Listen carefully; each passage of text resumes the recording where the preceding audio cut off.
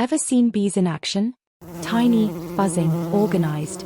But what if I told you their hive holds secrets to teamwork we humans can learn from? Inside a hive, every bee has a job. The queen leads and lays eggs, worker bees gather nectar, and drones, well, they're specialists in reproduction. When each member knows their role, the hive thrives, just like a well-managed team. Bees talk through movement.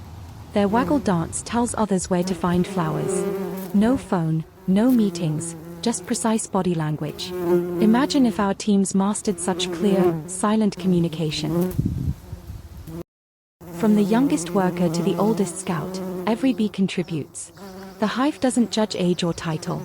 It simply values effort, a lesson in creating inclusive teams. Choosing a new hive isn't a command.